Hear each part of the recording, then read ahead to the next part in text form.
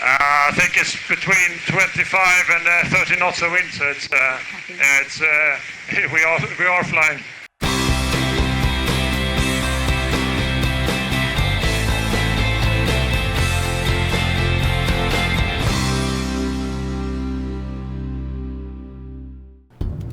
They are flying.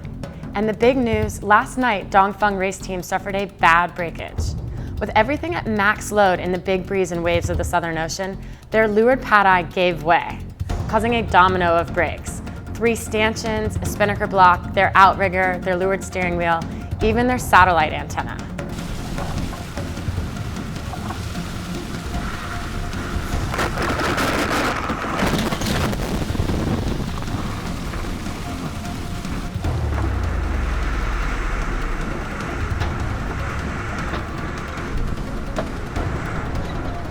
Everyone on board's okay, and we put the whole incident online so you can see it.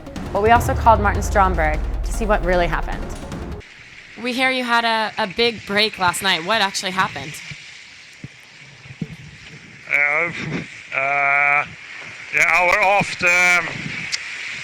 aft block just came flying. It's the strong point in the back for the sheet, for the big sails, just came off. And with that, it also came all the lifeline and everything like that, the outrigger, and it went through the wheel as well. So it's quite scary what happened, but we seem to be okay at the moment. Okay, and how much did it affect your performance overall, do you think? I think during the night we lost a few percent of performance, I think, but now we're closer to 100% of performance again after a few engineering tricks. The incident actually only cost them about 5 miles, and then they picked up the pace and are now pushing hard for the lead against Abu Dhabi again. We promised to connect with Ken Reed, a skipper in the last 2 editions of the Volvo Ocean Race. So we called him today to quiz him with some of our questions and our favorites of yours. So question from Sasso Dobre says, what is the biggest surprise for you in this first leg? Ooh, the biggest surprise. Well, I think it was my pre-race kind of wild card, but I think for most people it would probably be the performance of Dongfeng at this stage. They seem fast. You know, they've had their mishaps, and they seem to come blazing right back into it. And fast in a boat like this is obviously trim, and it's obviously drivers. And I'm guessing they have some good drivers. So I would say of any, I can't say that it was my surprise because I thought about it early on. But I'd say for most of the people, it might be that boat.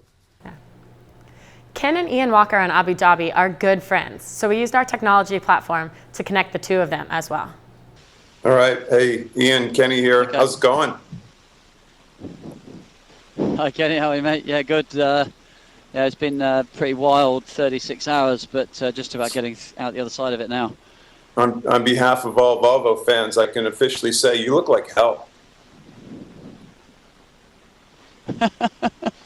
Well, you know what it's like. You don't get much rest when it's rough, and it's been pretty on the edge. We've had a couple of big broaches in the last 5 or 6 hours, one of which was down to me. So yeah, you know what it's like as skipper. You're worrying about everything. So hey, are you on deck a lot more during this race than the last race? I mean, obviously fewer crew and different watch system. How does this work in with you and Sci-Fi?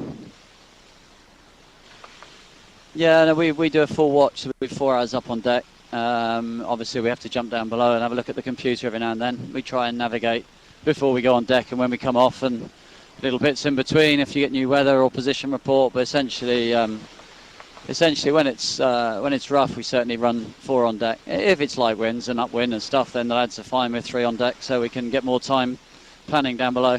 It looks like a bit of a blocker right in front of you. Well, hopefully we're going to outrun it a bit and it should fill in from the east. But right now we're struggling to stay on our routing because we've got too much sail up. And we've been juggling reefs in and out. We're desperately trying to hold on to more sail because the wind's going to drop and lift.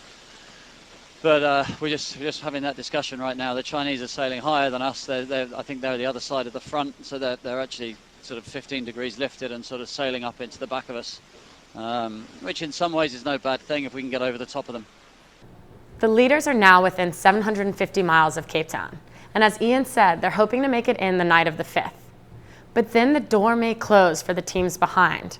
So they're rushing north, trying to squeak through before it gets too light, or even worse, windy on the nose. We'll be watching. See you tomorrow.